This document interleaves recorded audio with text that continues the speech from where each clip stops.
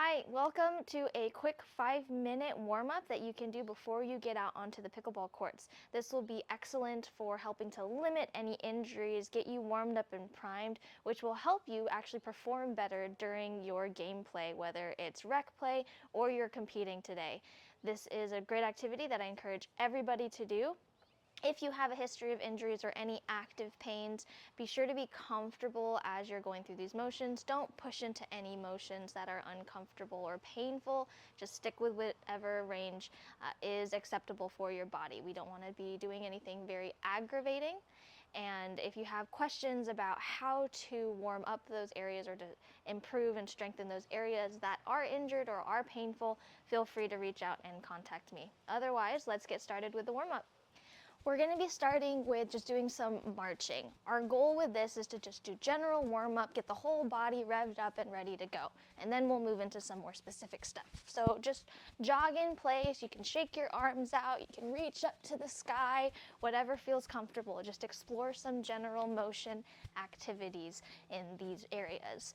Once we've done that, we're going to slow it down a little bit and focus on our legs first. We have a lot of power in through our legs, so let's take a step forward, take a step to the side, step back. This will help with reaction time if we ever have to lunge or to step back because maybe the ball is coming right at our feet and we need to give ourselves a chance to respond, or if we have time to back up.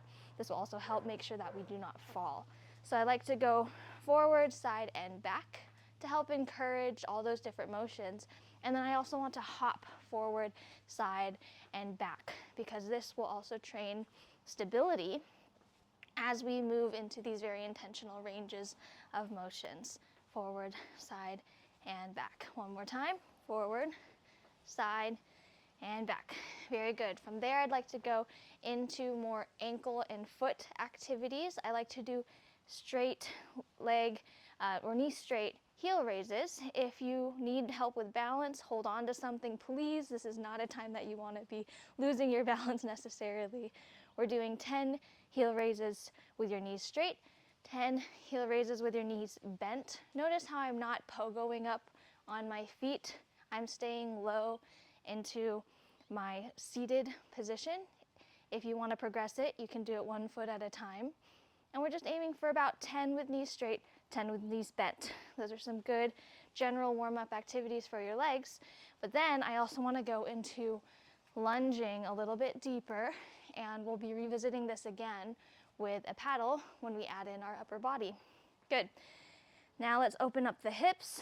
We're going to come forward, out to the side, and back. Forward, out to the side, and back. I usually aim for 2 or 3 at minimum on each side, just to make sure I have that full motion, gets all the engagement around our hips. Perfect. Let's get to our arms.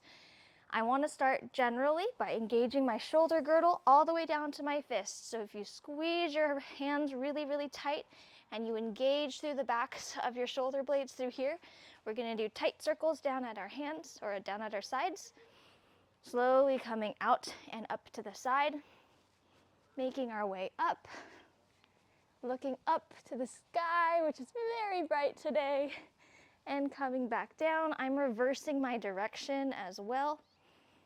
And then I'm also going to come about 45 degrees forward, still engaged all the way through my shoulder girdle and down my arms.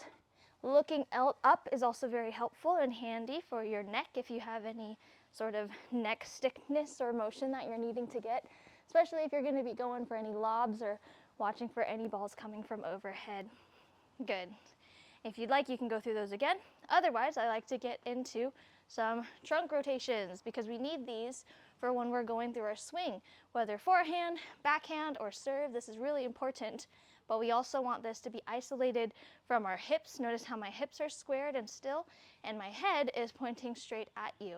This is going to be a good way to isolate that motion so that when we're staring at the courts, we can be oriented forward no matter where our trunk is going. Similarly, we're going to be doing the twist with our hips. Shoulders are squared at you. My head is faced forward to you now, and it's just my hips moving. You want to keep this loose. Think more just easygoingness as opposed to I'm going to get some really intentional tight twists. Keep it pretty loose, like one of those hula bobble head or bobble hip toys that you see on car dashboards.